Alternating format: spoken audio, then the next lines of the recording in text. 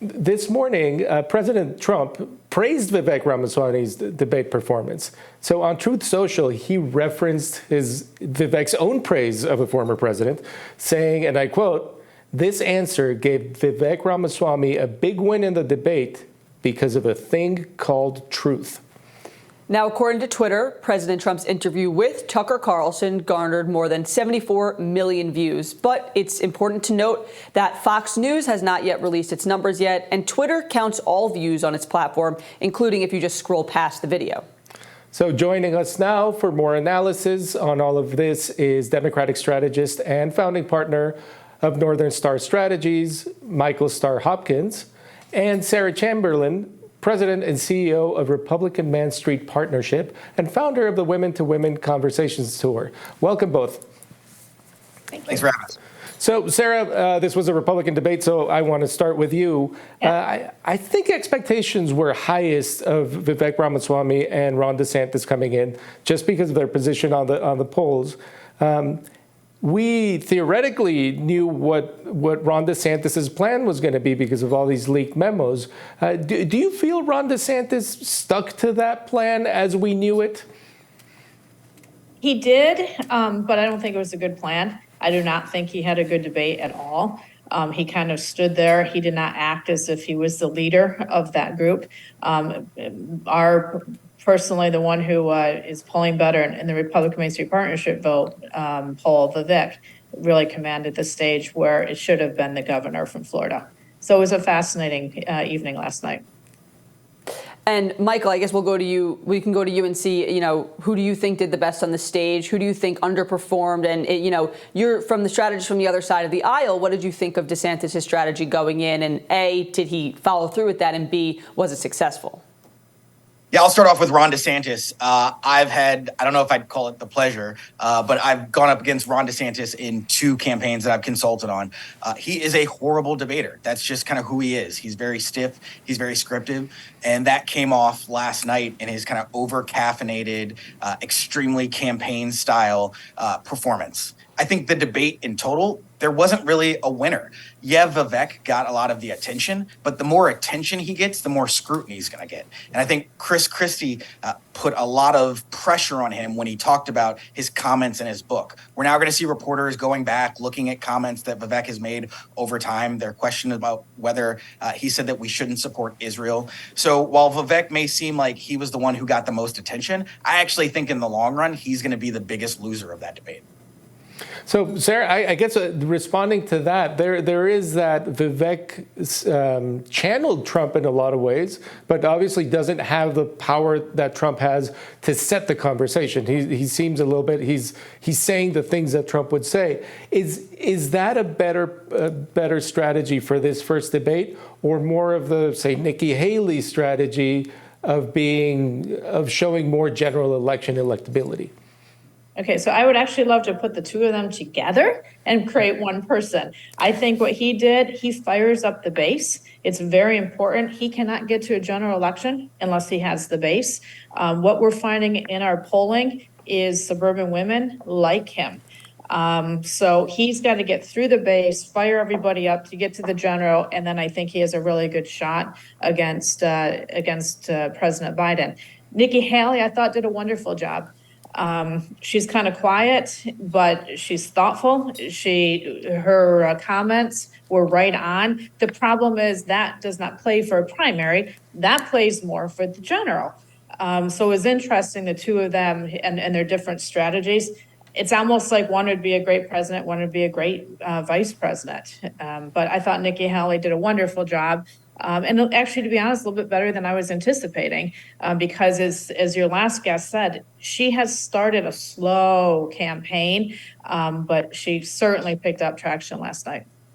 Sarah, I want to pick up on something you just said, that the candidates need the base. They need to have this Republican base, which has really turned into a conglomerate of Trump supporters and people who are in favor of former President Trump. So when you look on that debate stage, there were a number of jabs made at former President Trump. You saw that from Nikki Haley. You saw that from Mike Pence during the January 6th conversation, of course, from Chris Christie. So in your opinion, from being a Republican strategist and advising some of these campaigns, in Republican campaigns in general, having an intimate knowledge of how they work, do you think that them sort of trying to talk to maybe some never Trump voters or people who are still Republicans but not so sure with former President Trump, do you think that just sort of counts them out of this primary overall? It doesn't help them, certainly, and you can see that reflected in the polls. Our polling at Republican Main Street Partnership, of course, says Trump first, but Vivek is a very strong second. Again, right now, they've got to be pulling the Trump voters away from Donald Trump. In order to do that is you have to do what Vivek did last night. Nikki Haley ran a great general debate. Vivek ran a primary debate, and that's just the difference between the two. And whether we like it or not as a party, that is where our party is. And we need to in order to get to the general, we have got to get through a primary. And I would say, we talk about the more mainstream Republicans, but they're not voting in the primaries, and that's a problem. So the people who are voting in the primaries, we have to go out and appeal to in order to get to the general, and that's what happened last night. Let me add to that real quick, because I think what Republicans are doing, the biggest problem is while running for a primary, they're doing nothing to position themselves for a general. All they're doing in this primary is creating attack ads for Democrats. And it's really going to create a problem in the long run. You had Vivek stand on stage and say that climate change is a hoax. You had candidates stand on stage and say that they would support a ban on abortion, both federal and some flip-flopped on whether they would support state bans. This isn't something that's going to bring in independents and suburban voters. And so when you look at the polls, you see Trump losing to President Biden now by 6. There's no candidate in the primary that's going to pull away from Trump voters. So the question is going to be, what do you do when you have this large group of Republicans who are diehard Trump voters who likely aren't going to support someone else? And then heading into a general, if Trump isn't the nominee, likely either aren't going to vote or going to protest vote. Republicans have put themselves in a position where it's political suicide. So Michael, I'm actually not seeing that. I'm sorry. I'm not seeing that in our polling. The abortion issue that was discussed last night, yes, the majority of the people that we polled, including suburban women, want it to be a state issue. But if it's not a state issue, they support the European ban on abortion, which is 17 weeks. So 71% of the people we polled support a national ban on abortion at 17 weeks. On this point, that is something that is playing well, and that will play well in the general. Vivek talked about mental health. That's a huge issue out there for suburban women. Again, that will play well in the general election against Joe Biden. On this point of general election electability, Michael, you sort of preempted my question there, but I mean, we had, yes, the hoax comment was very strong. I do assume that is going to show up in Democratic ads in the future. The bombing Mexico idea, bombing our biggest trade partner, that was there was very little pushback on those, but of the candidates that you saw on stage, especially of the viable candidates, which one gave Democrats less fodder to create those ads in the general election? I would probably say Tim Scott, just because his performance was forgettable. When you really go back and think about what lines landed and who actually put out policy, the entire debate was pretty forgettable. Yeah, Vivek had some lines that people are going to laugh at and will go viral on Twitter, but most of the voters in America don't exist on Twitter. And so one of the big problems with what we saw in the debate last night was that debate was positioned purely for Twitter and Fox News. Well, you've got 300, maybe 250 million people in America who don't turn into Twitter, who don't turn into Fox News. And so when you have this echo chamber, you create a discussion that only exists in that echo chamber. And the problem is that the rest of America doesn't exist there. And so the longer you have the Viveks of the world, the DeSantises of the world, Republicans are really going to have a problem because no one took heavy shots at Trump. Like you said, they were jabs, no haymakers. And Republicans can't run purely as the second option to Trump. At some point, someone's going to have to take on Trump, and that's been Chris Christie. But like we saw on that debate stage, Chris Christie continuously got booed every time he did that.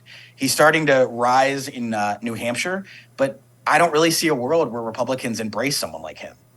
Sarah, I want to ask you, on this topic of former President Trump and now bring in Mike Pence, former vice president. According to the New York Times, he had the most speaking time in last night's debate, which I think some people were perhaps a bit surprised of. He's typically a bit more reserved, a bit quieter, but he came out swinging in last night's debate. Right there on the screen, he had the most speaking time. There was one part of the debate that I found very interesting when the moderators asked the candidates on stage if they think that Mike Pence did the right thing on January 6th. Of course, January 6th, a very polarizing topic, but framing the question in a way that would either approve or disapprove of what Mike Pence did on that day. And people by and large said that he did the right thing. I'm curious to know what you thought of that moment in the sense of focusing on Mike Pence. And then when we get back to that conversation of, you need to have the base to win the Republican nomination. Even someone like Ron DeSantis said that he doesn't have any beef with what Mike Pence did on January 6th. How do you see that playing out among a Republican electorate?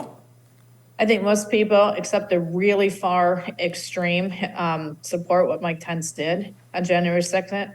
January 6th, I had a lot of members of Congress there. They certainly support what he did. He protected and stood up for the Constitution of the United States of America. I was pleased to see everybody supporting what he did. Having said that, I don't think he will end up being the nominee. I think he's going to have a tough time getting through the primaries. Even though they support what he did, they're still angry that he supposedly won against Donald Trump. So I think the Trump base will not be willing to vote for him. I think they're going to be looking for another option if Trump does go down with his criminal activity that he has been indicted with. So, Sarah, on that point, I mean, there's at least one very mainstream Republican who does not support what Pence did. His name is Donald Trump. Right. Do you see this debate as sort of the first in a series of reality shows to find Donald Trump's running mate? Some people do see it that way, and if that's the case, like how can they say they agree with Pence, with what Pence did, and then go on a ticket with Trump? Oh, I think that will all be forgotten when the time comes. I think whoever Trump picks, he'll forget that they supported Mike Pence. If it's even Donald Trump, I kind of agree at times with Chris Sununu that maybe it's not going to be Trump or Biden. It would be really nice to see the country move past 80-year-old men leading us. So we'll have to wait and see. But I do think if it's Trump, whoever he picks, he won't care that they supported Mike Pence. Michael, I want to just take us quickly to 1600 Pennsylvania Avenue. Whether or not the president was watching the debate closely, he was commenting in real time on Twitter. He had a couple wisecracks at one point saying what she said to something Nikki Haley mentioned about Republicans adding to the national debt. But curiously, at the end of the debate, there was a statement put out by the campaign, not from President Biden, but from Vice President Kamala Harris. She's obviously taken a lot of fire from some of these Republican candidates. A lot of the Republican candidates have said that they're not running against Biden, but they're running against Kamala Harris. Curious what you thought of that strategy of the White House, of the Biden campaign putting out a statement from Kamala Harris when, of course, her poll numbers, her favorabilities have been down, and some have questioned if she would perhaps be a drag on the ticket come 2024. The Biden campaign, I think, is running a really smart strategy when it comes to how they're going to execute criticizing and critiquing Republicans. They're letting Vice President Harris be the one to execute that case, which is smart, given that she's a former attorney general. She's a former prosecutor. Much like Chris Christie, she understands how to prosecute a case. So letting Joe Biden be above the fray and really talk about the accomplishments and the positive sides while allowing Vice President Harris to really be that attack dog and really prosecute why Republicans are unfit, I think is a really smart move. I think one of the most devastating moments in the debate last night was when Ron DeSantis looked to his left and looked to his right when asked whether or not he would endorse Donald Trump given the indictments. The lack of political courage on the stage, I think, is something that voters will not ignore. So, Sarah, easy one. There were a lot of surprises. I thought one of the surprises for me was to see a very combative Mike Pence. Some of Vivek Ramaswamy's comments were designed to be surprising, but they still were. What was it for you? What was something that you didn't expect to see last night? There's actually two things. First of all, Nikki Haley did much better than I thought she was going to going into it. I thought she had a great night. And the other thing is Chris Christie, I thought was going to have more one-liners and really kind of command the stage. He didn't seem to do that. So that surprised me. Those were the two biggest surprises. And Michael, same with you. What were you surprised by last night? I was surprised, one, by Tim Scott. I expected him to have more of a presence on the stage. He is someone who I think Democrats should look out for. He has a positive narration in the way he tells his story and his life experience. And I think, honestly, one thing that Democrats are going to have to really make sure we double down on is ensuring that African Americans come out to vote. I think with Tim Scott potentially on that ticket, that could be a real threat to Democrats. The other surprise was, like the other guest said, Chris Christie. I expected him to do a better job at prosecuting the case. He was a little slow on his feet to respond. And I think that his annoyance with Vivek really showed. I think the other one was just, let me say, I think Vice President Pence and Vivek reminded me of that Klobuchar, Mayor Pete energy and the annoyance that the VP showed during the debate. All right. Well, Sarah, Michael, thank you so much for joining us today. This has been great. Thanks for having me. Thank you. All right. And that'll do it for us. Thank you guys for joining us today for this post-debate conversation. And keep your eye on thehill.com for more coverage of the 2024 race and other news in politics and policy.